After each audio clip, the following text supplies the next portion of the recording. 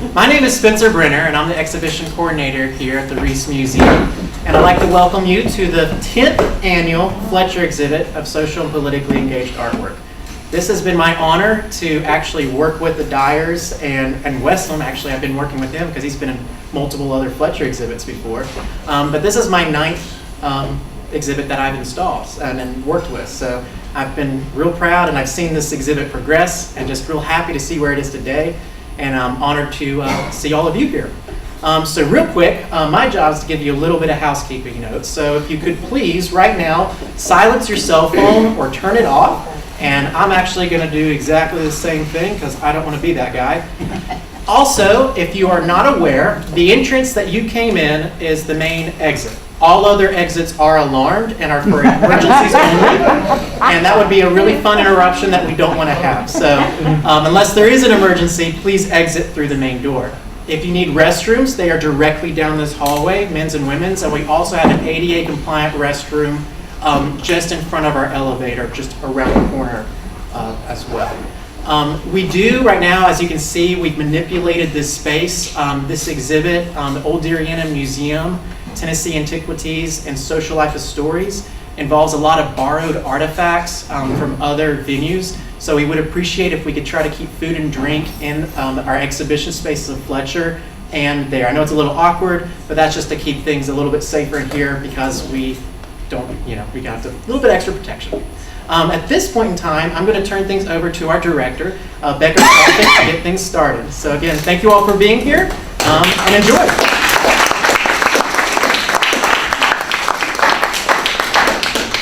Good evening. Thank you, Spencer. It's so nice to see everybody here tonight. I appreciate you joining us this evening for the 10th annual Fletcher exhibit. 9 of those have been hosted here at the Reese Museum. We're very proud of that partnership with everyone.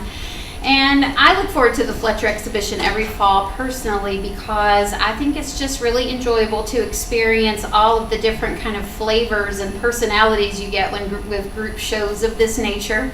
And I think it's a very powerful experience to have all of these voices in one space in the way that they are. And it gives us a lot of room to have, some interesting dialogue and sharing of ideas. And I think that's just so necessary. So I really appreciate all the artists who are here who have submitted works this year or maybe in the past. And thank you so much for sharing that work with us and for being here this evening. And I would also like to thank Fletcher co-chairs, of course, Wayne and Barb and Carrie Dyer. Thank you so much for all the hard work that an exhibition of this sort requires. It's a lot. And yeah, definitely. And I'd also like to thank all of the colleagues who are here this evening and those of us who work behind the scenes alongside the Dyers to make events like this possible. The Reese team, of course, you met Spencer a moment ago, our fabulous exhibition coordinator. Many of you met Ashley Gregg as she came in the door today, another fabulous Reese team member. And a lot of friends of the Reese I see here tonight, a lot of our colleagues from the Department of Art and Design. So Tal, thank you very much for being here this evening. Yes, thank you. And Carlotta, we appreciate your partnership as well. Thank you so much. And so with that, I also want to say thank you to the Center of Excellence for Appalachian Studies and Services. I always like to mention, of course, we're a unit of that organization. They provide a lot of support to us, as does the College of Arts and Sciences. And the Mary B. Martin School of the Arts. So thanks very much for the support from that side of things as well. We certainly appreciate it. And I know that we're going to recognize a lot of people here tonight, and at the risk of leaving out lots of important and recognized faces, I just want to say in general thank you and welcome to everybody who's here this evening. And most importantly, thank you to our juror this year, Wessam Haddad, who came all the way from New Jersey to be here with us this evening. And I'm going to just introduce him quickly and then turn it over to Wesam. So Wesam is a conceptualizer, a creative director, an art director, a graphic artist, a social and sustainable artist designer, the founder and curator of Poster Sellers, an international poster competition. He's won more than 72 awards internationally for his work, and he's been an invited speaker and critic at institutions around the world. His work has been awarded, exhibited, published, and featured in many renowned publications and institutions, including the Reese Museum, and The Design of Dissent by Milton Glaser, Mirko Ilić, Tony Kushner, and Stephen Heller. So please join me in welcoming Wessam Haddad.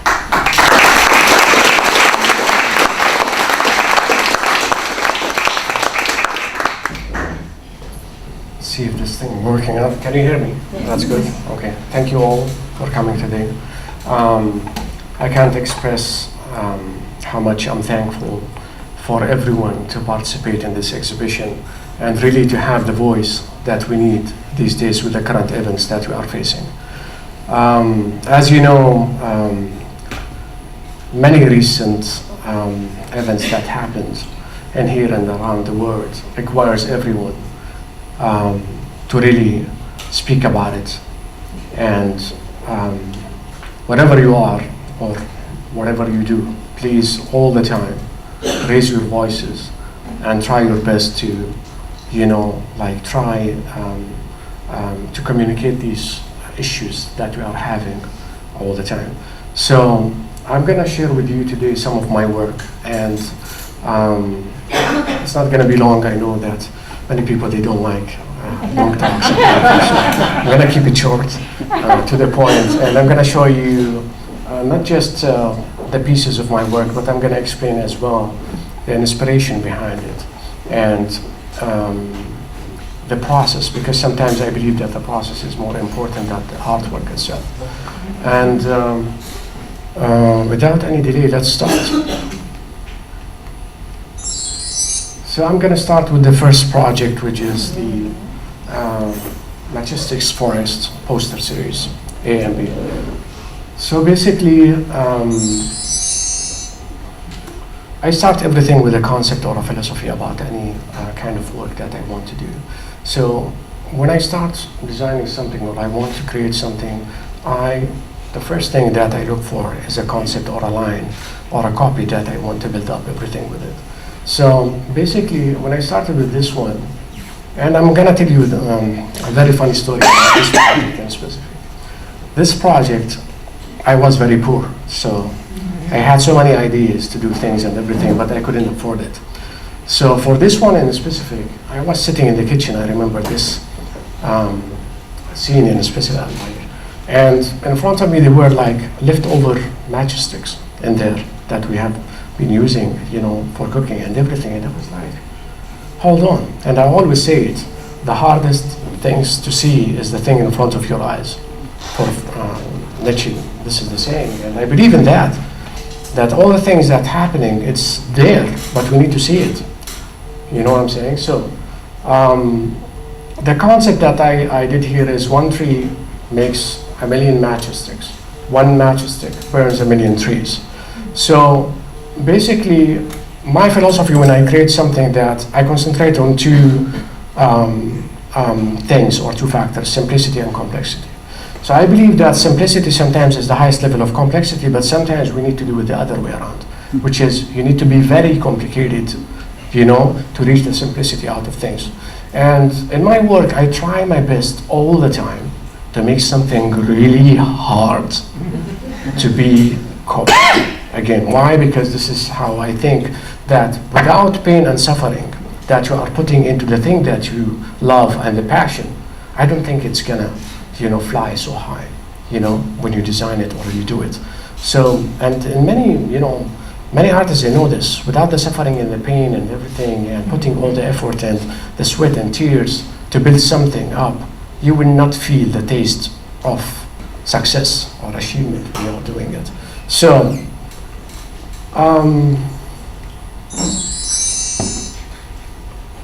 so many people, they ask me, from where do you get your inspiration? How do you think about things? How do you come up with these visuals?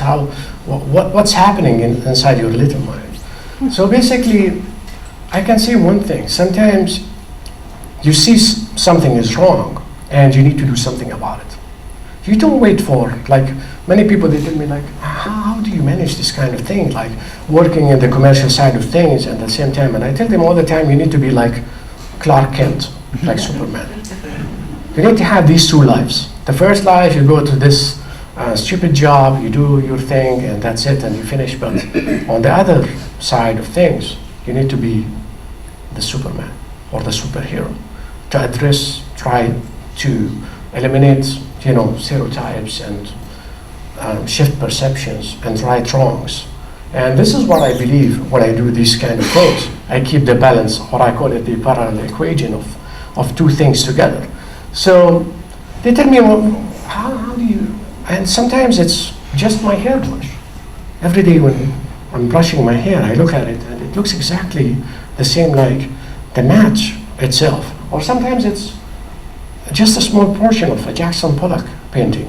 It could be anything, or a combination of everything. Or maybe the desert scene in my homeland in Jordan.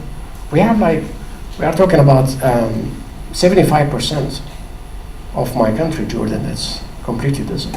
We don't have a lot of things. So everything is there. And let me say it here, and I will quote here Stigmata, if you remember the movie back in the days, that the kingdom of design is inside you and all around you. Don't look any further. People, they keep trying hard. Well, I'm going to find concept and artists and everything. It's right there. You don't need to look any farther than that. It's in your daily life. You just need to find these small elements and try to put them together. So basically, the process for this piece, which I'm going to show at the very end, but I want to tease you first. So basically, I use thousands of matchsticks. And what I did, like any kind of painting or any kind of art that you are working with, is I start from the back, building up the whole composition, and then I moved all the way. So all the problems or the learning process happens in the back, but it gives you the depth as well. So once you reach to the front, you have the perfect piece that you are doing. It's the same thing when you're doing a kind of painting. You put the first lines and everything just to see where you are heading, and then you start building. And once you have this experience, or you become part of the artwork itself, then where you have it, and like, oh wow, now I'm satisfied with what I'm doing. So basically what I did with this, this was a very complicated project because you are dealing with very fragile kind of elements. So any unintended blow, or if you do, you're going to destroy everything that you have been doing for days. You know what I'm saying? And the funny thing sometimes that one of the matches in the back decided to go down, in the middle of the process, like you're building, and then you can see one of them, and I was like, oh man, how am I going to replace that?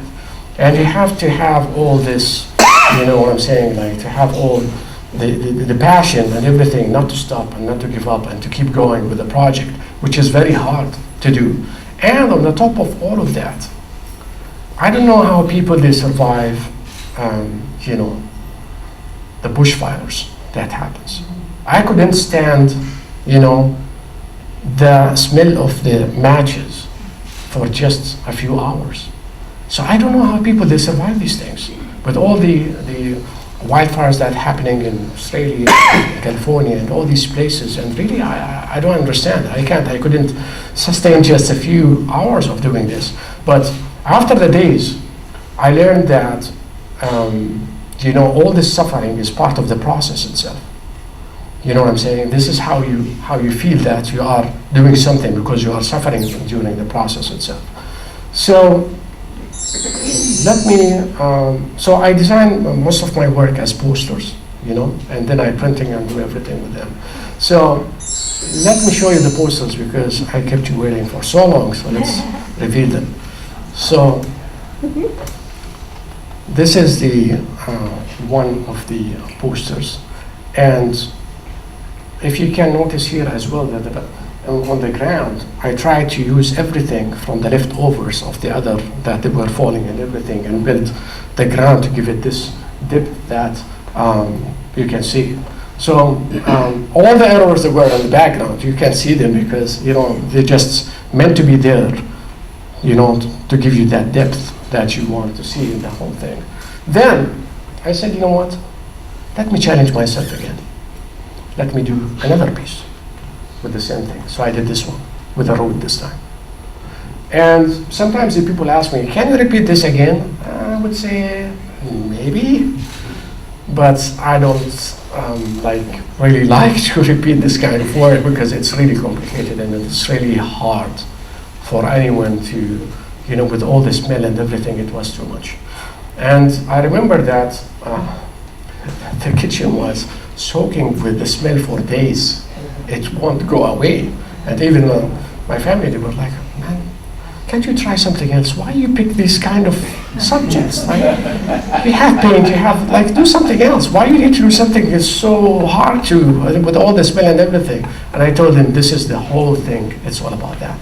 It's all about living the moment, feeling it, and delivering it. You know what I'm saying? So I'm gonna show you a little video about the same thing. I hope it's gonna work this time. So, 1, 2, let's go. Oh.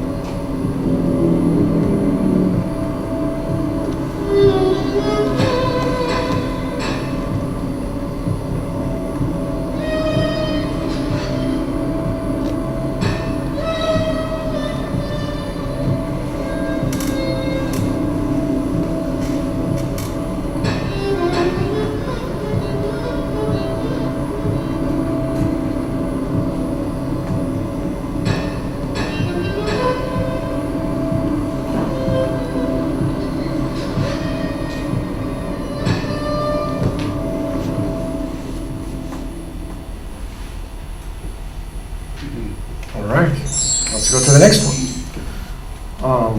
Okay, this one. So I was invited in Japan to do a social design conference kind of thing. And being a sustainable designer and a social designer, they ask you to send some work. And I was like, oh man, I'm gonna print again on waste paper and everything. So I was like, so they requested 3 kind of artworks to be sent to the conference, social design conference in Nagoya. In Japan. So I was like, oh man, how am I gonna do with this now? I don't want to consume papers. I'm trying to be a sustainable designer. I'm trying to cut down, save ink and everything. Then I said, you know what? Maybe we are looking at things from a different point of view. Maybe we are doing things the wrong way. Maybe we need to do things differently. So I was like, the saying, this is more. And I was like, what if we consume less, save more? Usually, consumption never goes backwards, it goes forward. So I was like, you know what, let me think about this one. So, every time, I question myself, like, okay, we do this all printing and environmental kind of posters and everything, but we are using paper, so.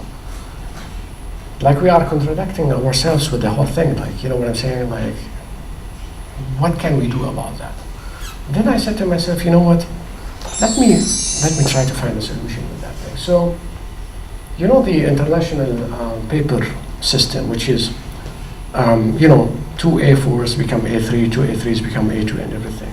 And there is, the déjà vu kind of paintings where the painting, it keeps repeating itself again and again and again within the same thing. I said, hold on, can I create 3 projects out of 1 piece of paper? Then I was like, okay, how am I gonna do that? Then I said, you know what, we have a term in the graphic design, it's called die cut, where you do a hole or a die cut within the piece of paper and everything. And usually they use it in packaging more of anything else. Then I said, you know what, let me try to shift that term, which is very harsh, die cut, to something, to save something else for it. So what I did is I repeated the same visual inside a piece of paper which is an A4, and inside the A4 there is another piece of paper which is A7, and so on and so forth. So I did actually 4 projects out of one piece of paper. So I have the poster, I have the what we call it, a flyer, and they have then the postcard, and they have a bookmark. So all the visual is repeated the same again within this thing, and when the die cut goes, you have 4 pieces of artwork out of one piece of paper. So I think we can save, but we need to change our mentality or the way we do things. So this is how it looked in Japan at the exhibition in Nagoya Design Center.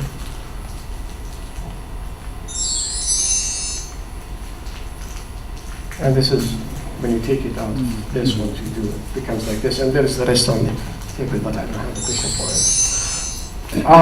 Okay, we go to the 3rd project. Choices repeat themselves. That's like the common saying, has to repeat itself. So basically, I had this competition in Italy where they were talking about the food system and everything and how we treat our bodies, and with the obesity kind of thing and all the kind of junk food that we are eating on a daily basis and everything. And sometimes I use things from my backgrounds and everything, or from my childhood and everything, and I was raised as a Catholic. So I use the Bible, stories from the Bible, because they are universal, and I try to adopt this concept or this story and then shift it into a direct thing, because it's very well common for many people. So I try to emphasize on that thing. So basically,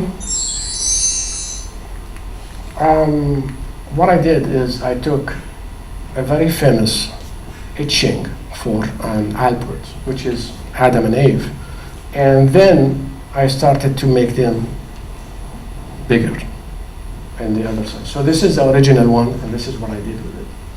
So I started to make them fat and everything to emphasize on the thing that we have the choices. It's our free will if we want to treat our bodies in a good way or in a bad way. So, and it's our choices, what kind of food we want to eat, what we're going to do with certain things. So basically I replaced the apple with a burger. The obvious choice to pick, you know what I'm saying? So basically, this kind of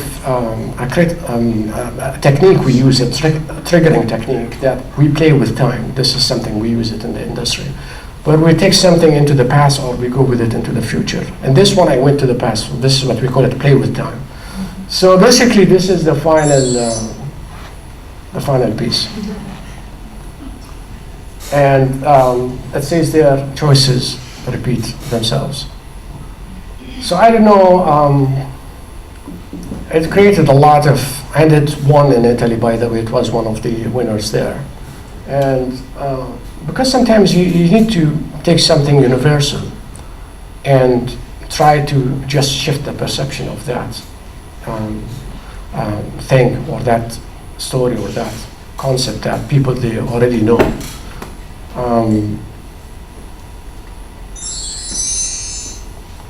Okay, now we're gonna go to the rusted tears. I think you were asking me about it. One of the audience he was asking me about this piece in specific. So this is what you see. I will tell you something. In Jordan, we have a problem with water. We don't have water, and the problem with that people they keep crying and ranting about it and everything. And when you walk in the streets of Jordan, you see all these rusty things and leaking water everywhere. So you don't understand, like, why are you ranting about something or crying about something, but you don't fix the problem with the thing. And it's funny because it shows you the irony of things, like, why you keep nagging on something, it's why you don't go and fix it first. So this is where I was mentioning that sometimes I look at these small things.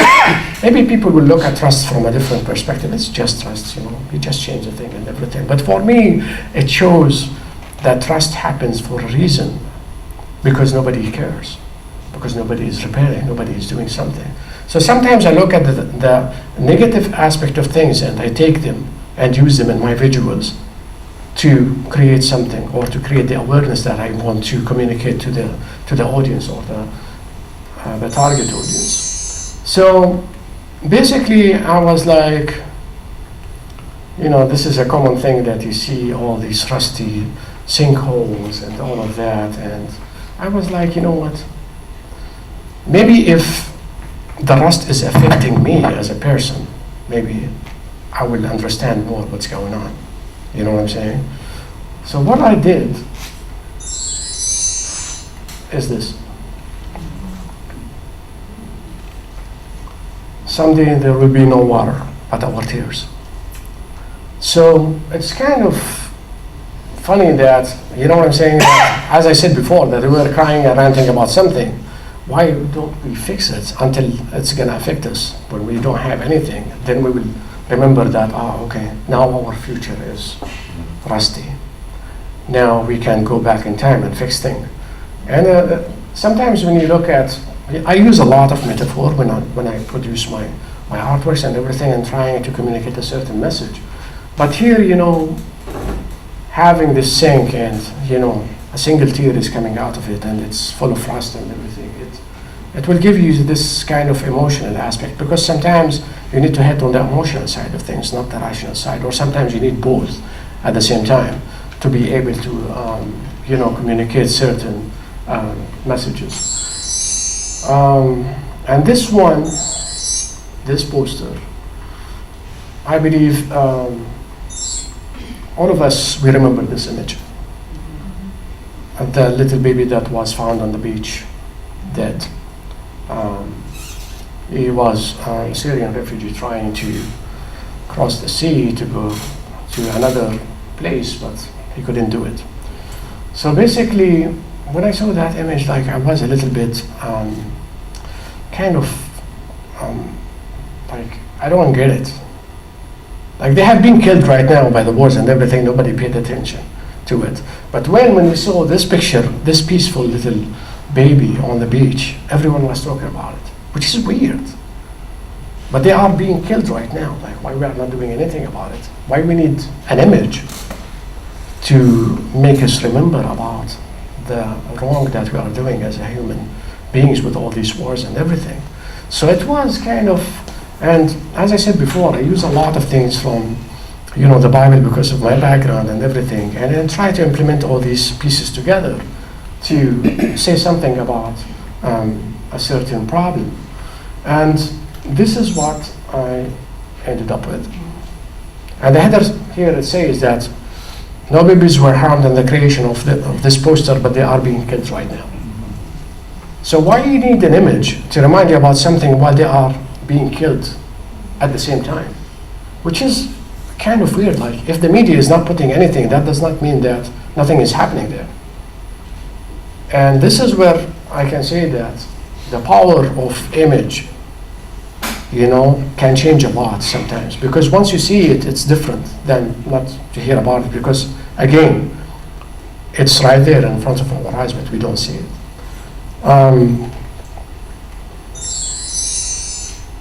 Okay, this is the last one. And if you give me $1 million, I'm not going to repeat this piece in my life. I'm not going to do it again. It's really hard. But you will understand why I'm doing it. So again, the desert, the sands, and everything. This is the daily view you can see in Jordan when you go outside. There is nothing else to see. So I did everything out of sand to communicate a message that every tree we cut now is the desert of tomorrow. And because when you look as a close-up on a trunk of a tree, you will see that it looks similar like a desert somehow. So what I did everything out of sand to communicate this message. And even the typography, I used sand to do it. So basically, I ended up with this.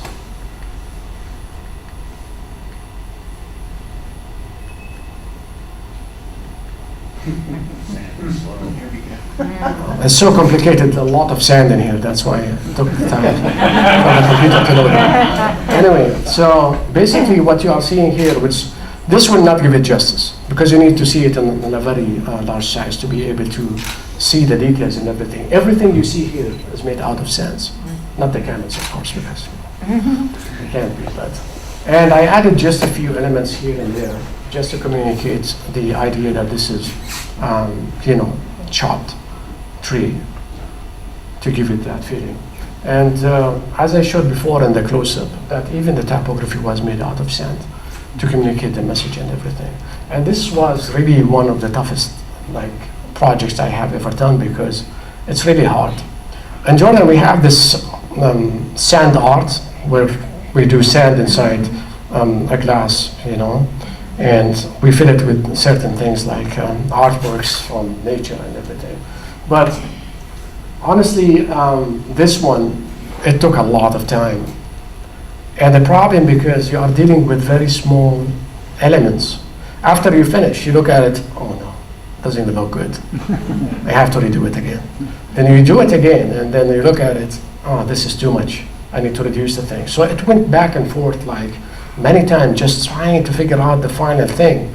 And the problem that, with sand, if you get very close to it in terms of close-up kind of thing, it doesn't give you the effect that you want. That's why on a screen you can't tell the difference. But from a distance you understand, maybe you get the concept behind it, but not the execution itself. So basically, that's it.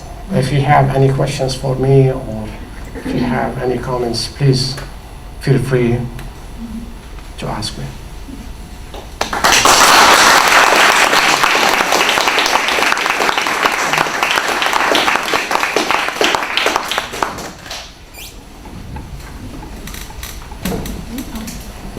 There's a question. Oh, we have a question. How large was the desertification, the desertification? Of a tree, yeah. How large, of a tree. How large is that?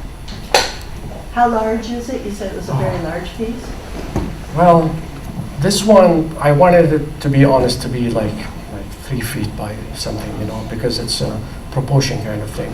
But sometimes the problem, when it comes to sizes and the exhibitions and everything, it's not easy to. So sometimes you have to reduce the size to send it based on what the space that they have. But this one, when I did it, the first time it was really big, like more than 3 feet for sure. But I had sometimes to reduce the size and to make it a little bit. And sometimes even when you send it to the printing, they make a lot of problems for you. That's okay, do you want me to do it like 2 pieces and attach it all together because we don't have the sizes that we want and everything? I was like, no, you don't do that.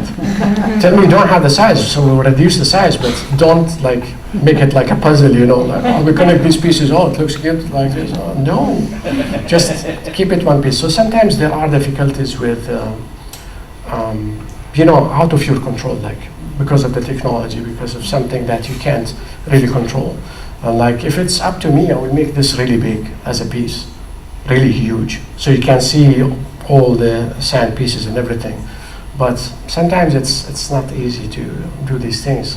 And I know all the artists, they know, sometimes even many pieces, because of size, they couldn't even be shipped because the expenses to ship something big is really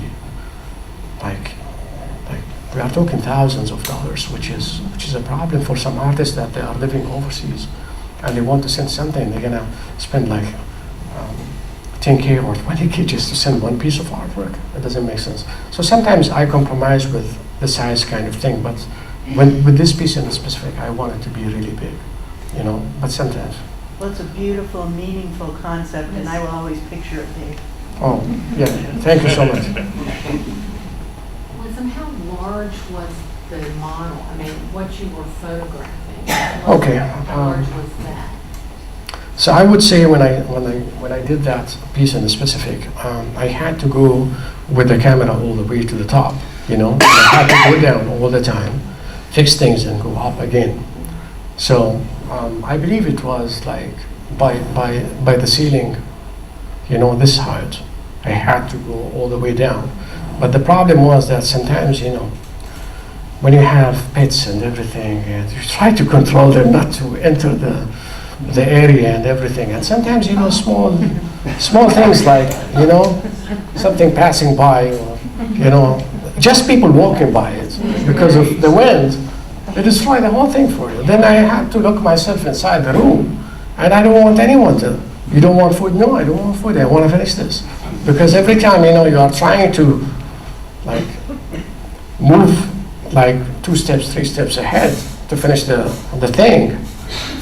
One small thing, like, it's an accident or something might destroy the whole thing. Which is, I think... Going up and down that ladder, I would think, could destroy Yeah, that. it was crazy, No wonder I'm not that, I'm very thin because I have to get up and down all the time. So you do all your own photography? Yes, yes, because it needs to be through the eyes of the artist. I don't like to take something and then I have to do it because I know exactly where I'm gonna take. And by the way, for the other piece, the matchsticks forest, it was the first shot I took.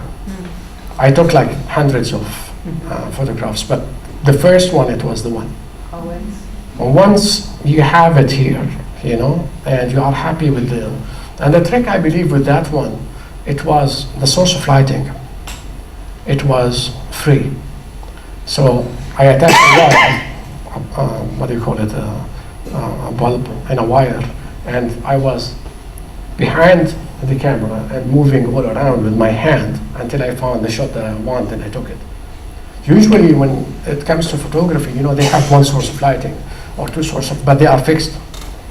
So you can see all the possibilities where you want to end up like, I don't know, I want it from this side, not this side, not this side. And doing this with a fixed kind of source of lighting, it's going to take ages. So I had to invent this and keep moving until I found the perfect shot, and then I took it. And sometimes when it comes to very small kind of elements and everything, it's really hard to control certain things because of the nature of the subject itself or the materials. You can't, and I know many artists will relate to this. When you are working with very sensitive kind of materials, sometimes you have to sacrifice a lot. Like, okay, let's cancel this thing. Let's do it this way instead of this way because sometimes you can't control it. Yeah. So what was the process of, when did you burn the match? Did you Okay. did you light all of them No. in position? You have to go one by one One by one? because you need to control the shape. Right. And this, with time, you start to know your craft. Like the first tries, it goes like this, then the other one goes the other. Then you start like, okay, I need to move it in a certain direction, to get it with the shape that you want. And I need to stop it at a certain time before it goes too much, because if you look at, we can start this from, I'll get mine. thank you. So it's kind of training, like that's why when I said that I start from the back and start moving forward with the thing, this is how you do it. So the learning process, the depth that you want, it's going to be in the back, but you don't need to worry about it because it's going to give you that depth, but you don't need to worry about all the details and everything within it. How often did they break before you could get them in position? I mean, were they fragile to the extent that they Yeah. might break off? Many of them, they were like in the process, but even because I used to have this, what do you call it, a glue called UHU, and the tip of it is very matching the same size of the matchstick. So I was dipping it and go to the thing and put it and just leave it slowly. And sometimes what happens, because the glue is still, it's not 100%, it goes down. So you have to repeat again. But I think with this kind of work, the challenge is to get it done. You know what I'm saying? Like, challenge yourself, put a lot of effort to do it. And I remember when I did the second one, with the road kind of thing, because I wanted to see is it about, like when you create something, you become part of the artwork.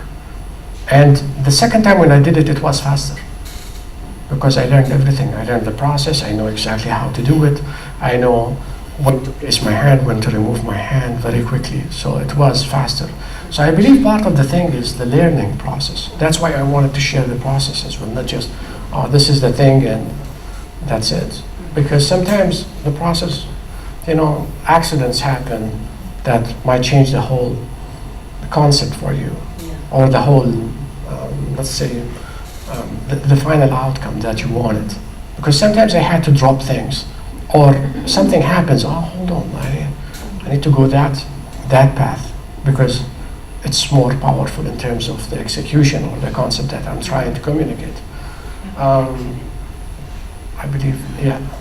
I just wanted to say that you're very, very eloquent in the way that you present your process. It's very clear when you speak of, of how you do things. And also the single match burning, it just reminded me of a human life. That it's, you start and then you just start to, go down. If you noticed, if you look at me, I look like that. You look So I wanted. And the group looks like choreography, like you had to choreograph where to put them. Well, sometimes, I was trying to, here in this one, to show that trees, they are living beings in a sense. That's why I wanted to, it looks like, it's like a figure or a human kind of thing. That's why when I did this thing, I wanted to, because, if a tree is not screaming, that doesn't mean that the tree is not alive, Or when we cut the tree, we don't hear anything. That doesn't mean that they're not having pain or something like that. That's why I wanted to show this as a figure, and, as I said before, it looks like me as well. So in a sense, I'm representing myself in my work. So that's why, again, I repeat that. It's all inside you and around you. You can find all the answers and all the artistic things within you first. Well, I know that you had a statement about the match in the tree, but I also saw these originally as representing human form too. This, by the way, it won the Gold Award in Japan. This is where the first time when I went to Japan, then the next time when I did the social design thing with the other piece. And the jury members, when they were looking at the work and everything, and they were like, I do come from the Middle East, right? And they were like a lot of suffering and everything. And they told me that this piece represents what's happening there, with all the wars and all the things. And they were like, we can see the suffering that you are reflecting through an environmental project, but because of what you are living in within, the environment or within your region as well. So it's all there, and you know what I'm saying? Everything we see on a daily basis or we experience, it's right there.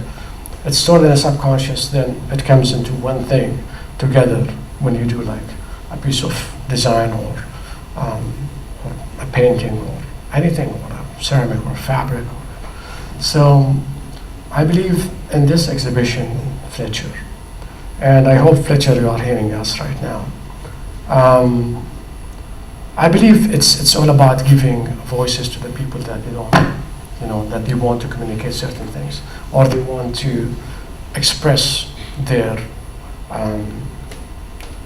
disagreement about what's happening around.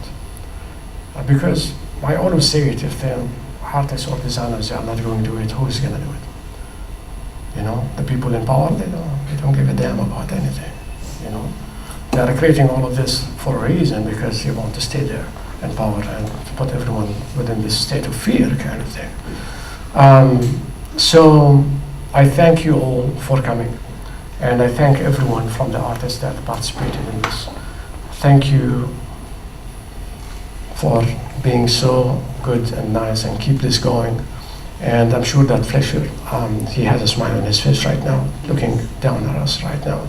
And thank you, Reese, and thank you, EST, for all the efforts. And forgive me if I forget all the names and everything, but you know, I just, this is my first time in Tennessee as well, so forgive me if I don't remember names, if I don't know where's my way in the whole thing, so, but, No problem. all right. Thank you so much. Thank you.